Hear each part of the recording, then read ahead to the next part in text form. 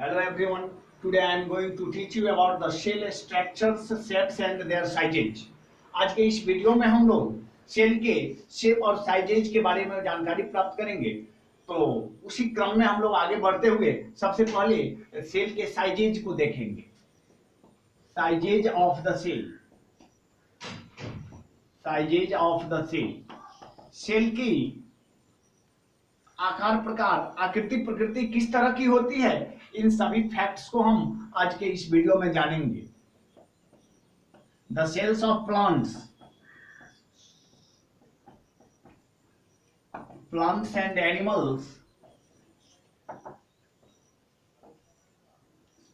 Show great variations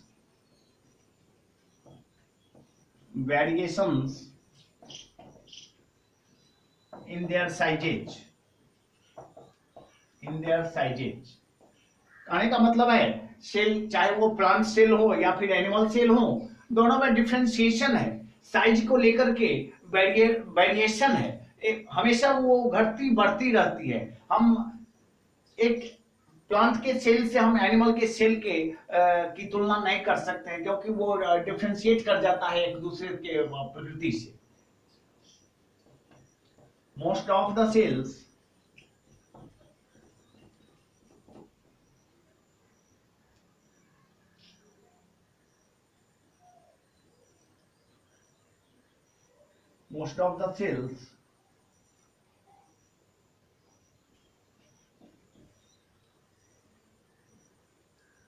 have their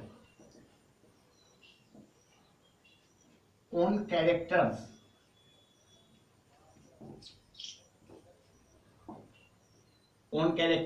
The cells of plants and animals show great variations in their sizes.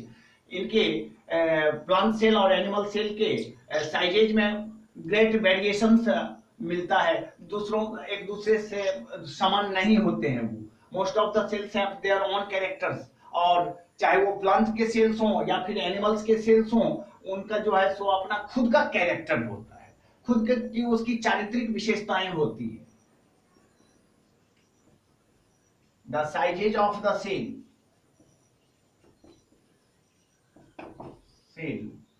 is measured in micron meter और micron. Cell के size को जब नापने की जरूरत होती है तो हम उसे दो यूनिट्स के तहत माप सकते हैं, या तो माइक्रोमीटर या फिर उसको हम माइक्रोन में भी क्या कर सकते हैं, व्यक्त कर सकते हैं। तो ये दो तीन प्रॉपर्टीज जो उसके साइज से रिलेटेड है, हम इसके चौथे प्रॉपर्टीज को देखेंगे।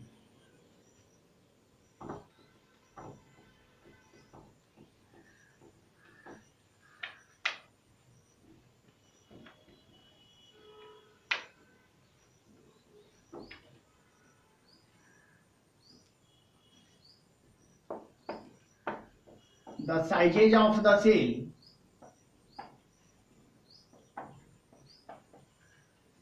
has no relation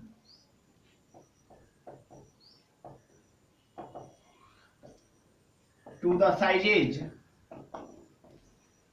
of an organism. अब यहां एक कंपैरिजन कर रहा है कि हमें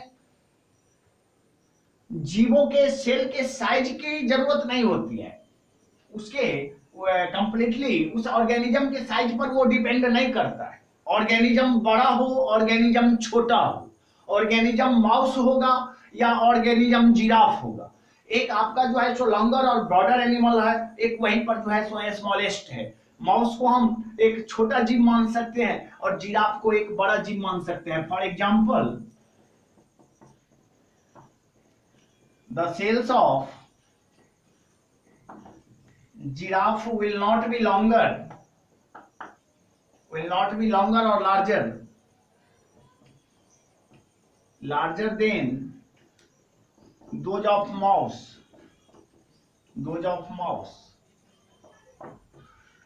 अब यहाँ हम दो तरह के ऑर्गेनिजम्स की चर्चा कर रहे हैं, एक जिराफ और एक माउस। एक आपका स्मॉलेस्ट क्रिएचर माना जाता है और जिराफ को लार्जर क्रिएचर माना जाता है। लेकिन जब दोनों के सेल की विविधताओं को जानेंगे, कोशिकीय स्ट्रक्चर, कोशिकीय संरचना को जानेंगे, तो एक बड़ा जीव है, एक छोटा जीव है, लेकिन जरूरी नहीं है कि ये बड़ा जीव है तो इसका सेल स्ट्रक्चर जो है, सेल का साइज जो है सो बड़ा ही होगा। ये कहीं से जरूरी नहीं है। जिराफ एक बड़ा एनिमल्स है, लार्जर एनिमल्स है, हो सकता है कि इसका साइज, इसके सेल का साइज जो है वो छोटा होगा, किसके बनिस्पत, तो माउस के बनिस्पत।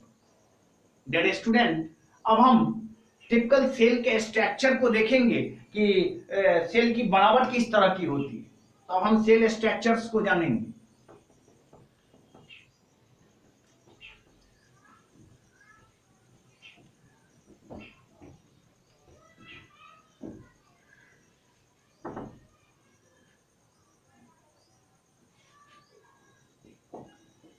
सेल स्ट्रक्चर, अब हम जिस टॉपिक की चर्चा कर रहे हैं वो हमारा सेल स्ट्रक्चर है। सेल मीन्स कोशिका, स्ट्रक्चर मीन्स बनावट।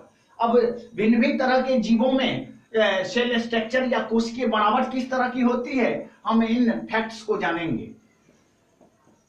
अ टिपिकल सेल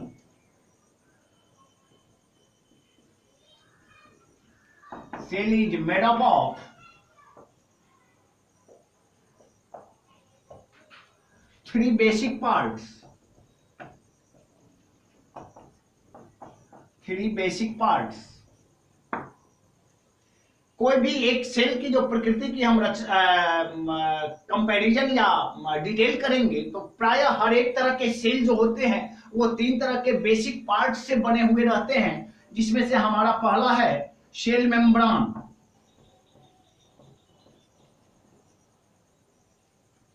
और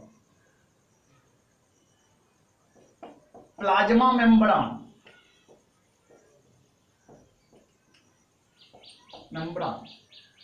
उस सेल के 3 मुख्य भाग होते हैं, जिसमें से एक को हम सेल मेम्ब्रान या प्लाज्मा मेम्ब्रान कहते हैं। दूसरा जो है हमारा साइटोप्लाज्म है। क्या है? साइटोप्लाज्म। और तीसरा भाग जो होता है उसको हम कहते हैं न्यूक्लियस। ये मुख्य 3 भाग से ही हर एक सेल की क्या होती है, रचना होती है, जिसमें से हम एक को सेल मेम्ब्रान या प्लाज्मा मेम्ब्रान कहते हैं। इसका मतलब होता है कोशिकीय झिल्ली। दूसरा हमारा है साइटोप्लाज्म, साइटोप्लाज्म। और तीसरा है हमारा न्यूक्लियस, जिसको हम कहते हैं केंद्रक। क्या कहते हैं? केंद्रक। डियर स्टूडेंट, हर एक तरह के सेल की जब हम सेल स्ट्रक्चर को देखेंगे तो अगर हम मान लेते हैं, इमेजिन किए जो अगर ये हमारा सेल है तो ये इसका आउटर बाउंड्रीज है, फिर इसके अंदर में हमारा एक न्यूक्लियस होगा। क्या होगा? न्यूक्लियस। ये जो फ्लूइड है जो न्यूक्लियस और सेल मेम्ब्रान के बीच में स्थित होता है, इसको हम सेल मेम्ब्रान कहते हैं। सेल मेम्ब्रान, ये आपका न्यूक्लियस हुआ, एन डाल देते हैं, और इसके बीच का जो स्पेस है ये आपका क्या कहलाता है? साइटोप्लाज्म। साइटोप्लाज्म। मुख्यतः यही संरचना होती है एक सेल की, जिसका आउटर बाउंड्री जो है सो सेल मेम्ब्रान कहलाता है। In the middle of the cellular structure a nucleus is present. और न्यूक्लियस और सेल मेम्ब्रान के बीच का जो स्पेसेस है वो थिक फ्लूइड से भरा हुआ रहता है, जिसको हम साइटोप्लाज्म कहते हैं। डियर स्टूडेंट, अब हम बारी बारी से इन सेल मेम्ब्रान्स, साइटोप्लाज्म और न्यूक्लियस के बारे में चर्चा करेंगे। तो सबसे पहले चलते हैं हम सेल मेम्ब्रान और प्लाज्मा मेम्ब्रान की ओर।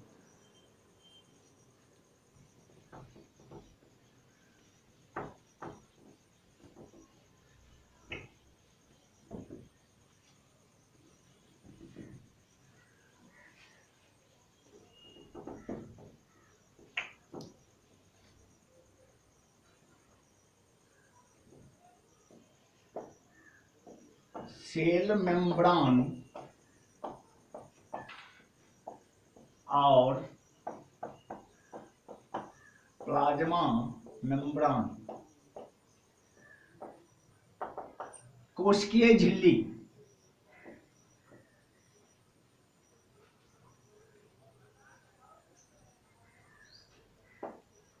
The thin outer layer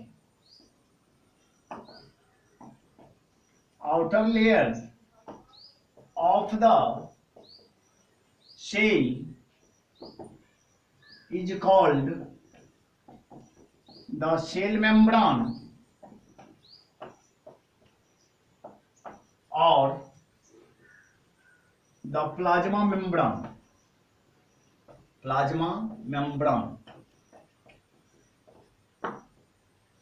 The thin outer layer of the cell is called the cell membrane or the plasma membrane. तो अगर ये सेल है हमारा तो इसका ये आउटर बाउंड्री जो है यही हमारा क्या है, सेल मेम्ब्रान है. क्या है, cell membrane.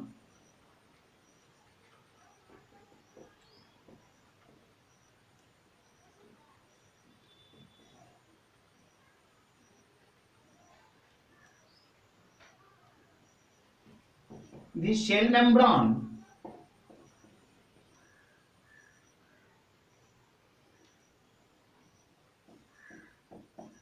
separates the cell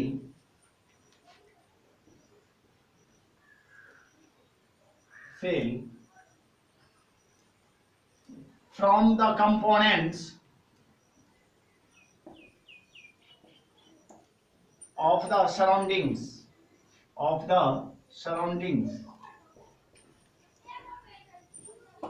ये सेल मेम्ब्रान या कोशिकीय झिल्ली जो है बाहरी आउटर वातावरण से जो है इसकी क्या करता है, रक्षा करता है, इस सेल की रक्षा करता है. कहने का मतलब है सेपरेट कर देता है. जो स्ट्रक्चर है उस स्ट्रक्चर को बाहरी वातावरण से सेपरेट कर देता है, अलग कर देता है. यही मुख्य काम है इस सेल मेम्ब्रान का.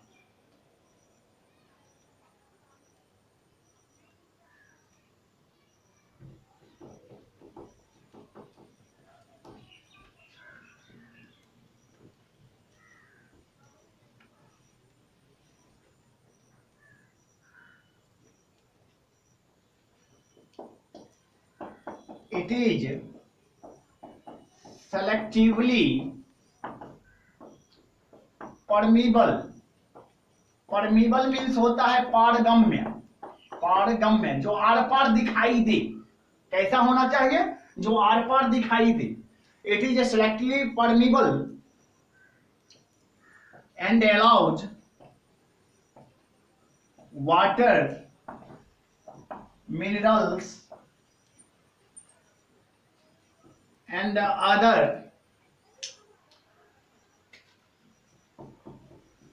nutrients to pass through it.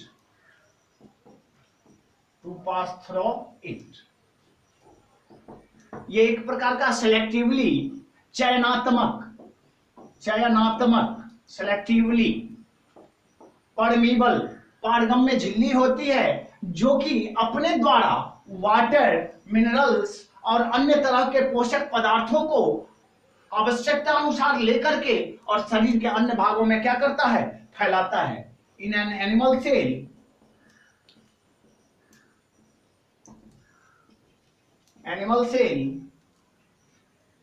it is located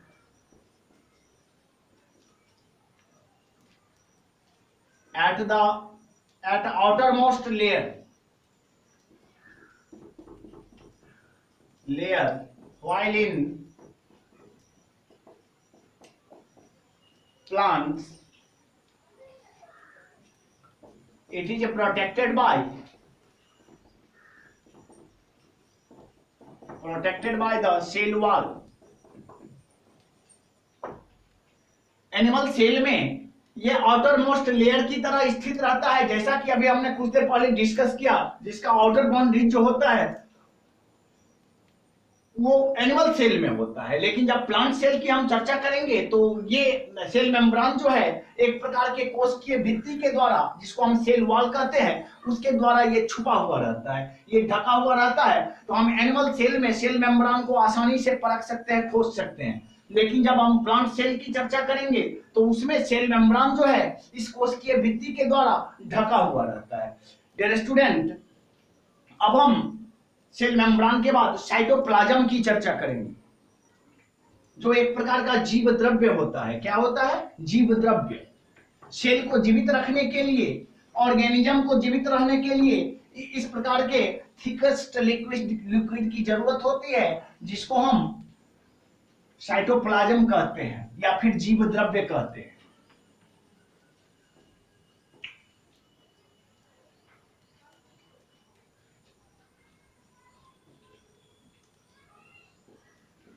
cytoplasm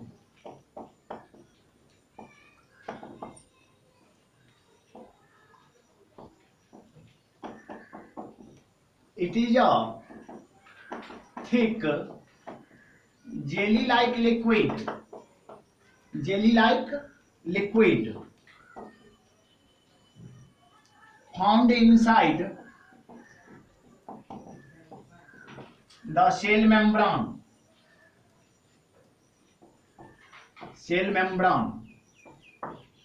it is a thick jelly like fluid। यह एक प्रकार का मोटा जेली चिपचिपा पदार्थ होता है जो न्यूक्लियस और सेल मेम्ब्रेन के बीच में स्थित होता है। इसी जेली लाइक सबस्टेंस को हम साइटोप्लाज्म कहते हैं। साइटोप्लाज्म जो कि एक प्रकार का जीव द्रव्य होता है। क्या होता है? जीव द्रव्य। It occupies the space between the cell membrane and the nucleus, between the cell membrane and the nucleus। यह स्थित कहां होता है? तो हमारे उस सेल के न्यूक्लियस और कोशिकीय झिल्ली के मध्य में एक रिक्त स्थान होता है। उसी रिक्त स्थान में ये जेली लाइक फ्लूइड साइटोप्लाज्म या जीव द्रव्य क्या होता है? मौजूद रहता है।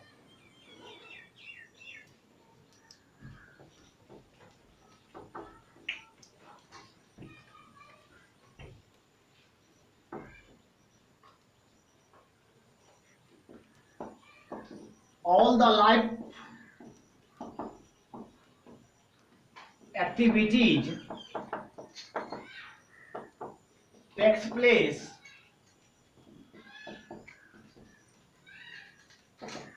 inside the cytoplasm। सभी तरह के जीवन जीने की जो एक्टिविटीज है, क्रियाकलाप है, वो सबका सब इसी साइटोप्लाज्म या फिर एक प्रकार के जीव द्रव्य के द्वारा निहित किया जाता है। The cytoplasm has many cytoplasmic bodies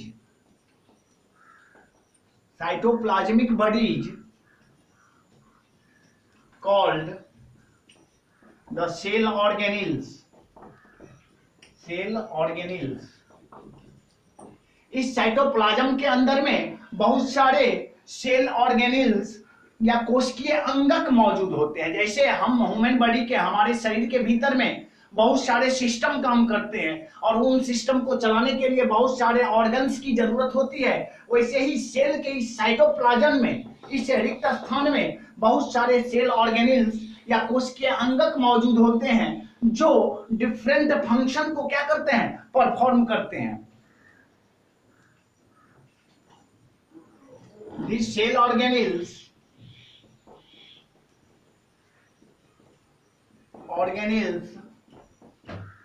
play an important role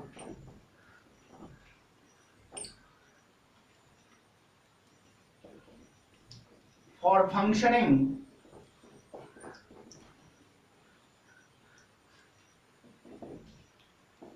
the cell। और इसे जीव द्रव्य में जो बहुत सारे सेल ऑर्गेनिल्स या कोशिकीय अंगक मौजूद होते हैं, वो डिफरेंट फंक्शंस को क्या करते हैं? परफॉर्म करते हैं। डियर स्टूडेंट, इसी के साथ हमारा ये साइटोप्लाज्म का टॉपिक यहीं समाप्त हो रहा है। अब हम देखेंगे न्यूक्लियस को। किसको देखेंगे? न्यूक्लियस, जिसको हम केंद्रक कहते हैं। क्या कहते हैं? केंद्रक।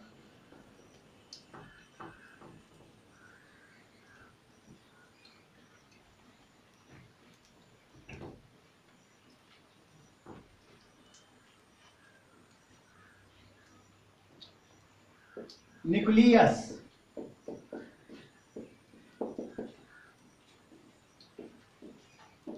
It is the most important part of the cell. इसे कोशिका का सबसे महत्वपूर्ण भाग माना जाता है. It is found in spherical or in oval shape. या तो ये गोलाकार होती है या फिर अंडाकार होती है. ओवल शेप किस तरह की होती है? या तो ये स्फेरिकल है या फिर ये फिर ओवल शेप्ड होता है. इट हेल्प्स इन functioning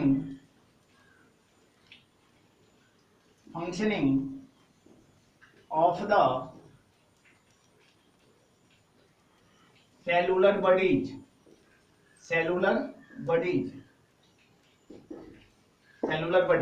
साथ ही साथ ये सभी कोशिकीय काया को एक प्रकार का जीने के लिए फंक्शन प्रदान करता है, क्रियात्मक फंक्शन देता है, ताकि हर तरह के कंट्रोल और कोऑर्डिनेशन हो सके. डियर स्टूडेंट, अब हम न्यूक्लियस के भिन्न भिन्न टाइप्स को देखेंगे.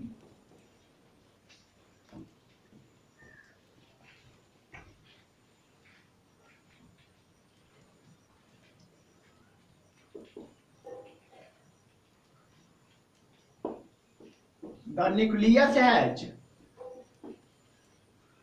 mainly 4 parts.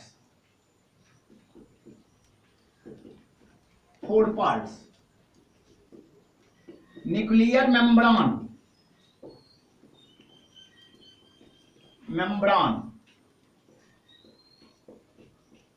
nucleoplasm,